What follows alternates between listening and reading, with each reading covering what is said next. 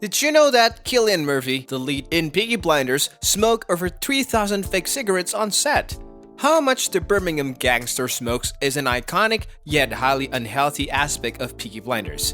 In almost every scene, the character appears to be smoking a cigarette. To be fair, Peaky Blinders takes place in the early 1900s, before the true dangers of smoking were fully understood. When viewing the show through a modern lens, some viewers have expressed concern about the amount of smoking depicted on screen. Cillian Murphy and the rest of the Peaky Blinders cast thankfully only smoke fake cigarettes while filming. The simplest explanations for why everyone in Peaky Blinders smokes so much is that it's a sign of the times. It wasn't until the 1960s that the Surgeon General of the United States declared that smoking causes cancer. That is not to say that no one was aware of the dangers of smoking in previous year. However, smoking cigarettes was extremely common in the 1920s when Peaky Blinders is set. Not only was smoking widespread, but it was also regarded as rather glamorous pastime. Peaky Blinders, unfortunately, is a prime example of this, with well-dressed men and elegant ladies lighting up at every second. Smoking could have been a coping mechanism for Thomas Shelby and his brothers after they returned from World War I. Many people smoke because it's a way they have learned to cope with post-traumatic stress disorder symptoms,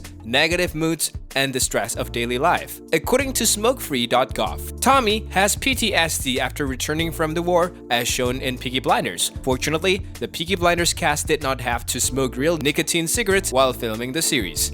In an interview with Birmingham Live, Tommy actor Cillian Murphy assured fans of this. "I don't smoke, but back then people smoke all day and night." He told the outlet, "I use herbal roastings. They're like my 5 a day." Murphy continued, "I asked the prop guys to count how many we used during a series, and it's 3,000. Despite the fact that the cigarettes used on set did not contain nicotine, some members of the cast found them to be unpleasant. According to OSSA Helen McCrory, who plays Polly Gray on the show, once stated that herbal cigarettes have a horrible taste.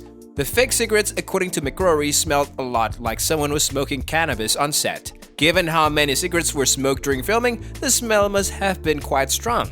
Stephen Knight announced plans for a new Peaky Blinders film in 2021, which will be shot in Birmingham, of course. He said it will most likely be the end of the road for Peaky Blinders as we know it at BFI London Film Festival panel. While he has been tight-lipped about any further details, he did tell Variety that the film will begin productions in 2023. Part of the reason isn't because we're going to change anything about how we do it, Knight told the BBC. Let's hope that by the time this film comes out, these things will be possible, that the people who created the show, the Peaky fans who have been so loyal and committed, will be able to sit and watch it together. According to Peaky Blinders Season 5 and 6 director Anthony Bryan, a full series of Peaky Blinders takes 6 months to film and another 6 months to edit. So a 2-hour film could be faster. However, because the show is used to operating on tight budgets on televisions, and there was always a 2-year gap between TV series releases, it's likely they'll want to have a huge cinematic experience with a grander production.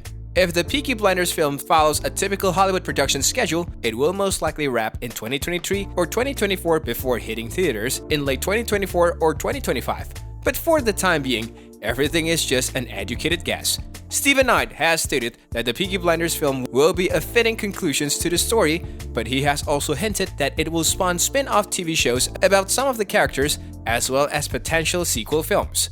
"We are talking about," he told BBC News, "I don't like the term spin-offs, but rather TV series inspired by and featuring characters from Peaky Blinders. There will be other TV shows that I hope will come out of it, that will continue to tell the stories of this part of society and this family," he told Variety. In the meantime, he told Radio Times, "We just felt, with the loss of Helen McCrory, that everything seems to be pointing towards doing what I call the end of the beginning. Let's finish the beginning, then move on to the film. Let's see where we go from there in terms of spin-offs." Peaky Blinders Ballet, The Redemptions of Tommy Shelby, has already debuted, as has a live-action theater experience called Peaky Blinders The Rise, as well as numerous games and merchandise.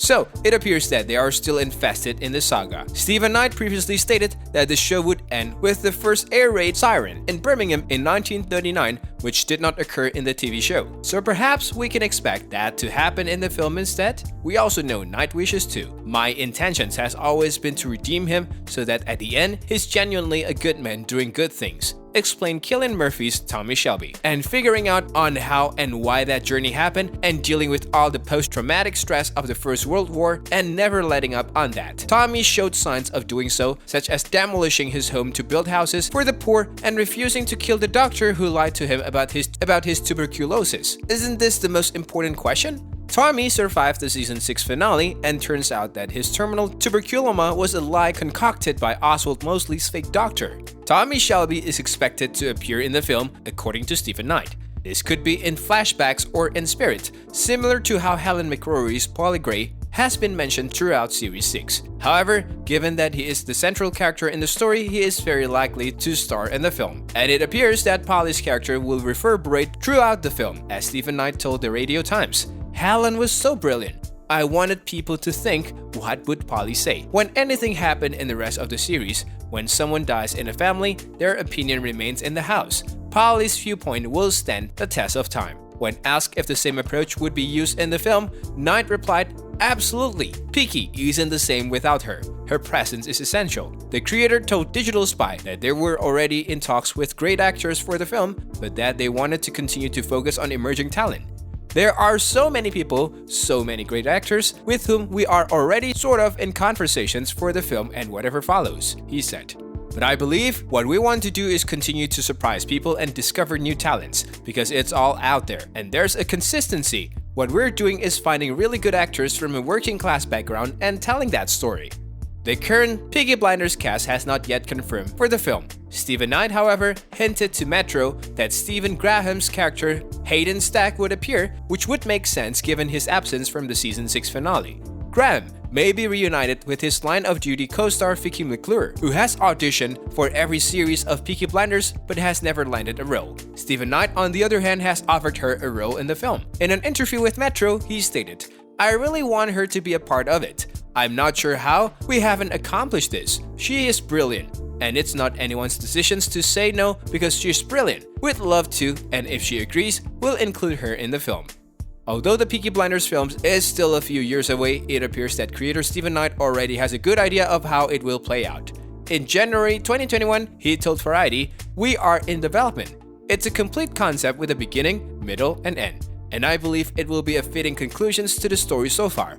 Knight has spoken to multiple publications about the film and revealed that it will be set in and around World War II, which makes sense given Tommy Shelby's relationship with Oswald Mosley and the show's focus on the rise of Nazis' power during the time period.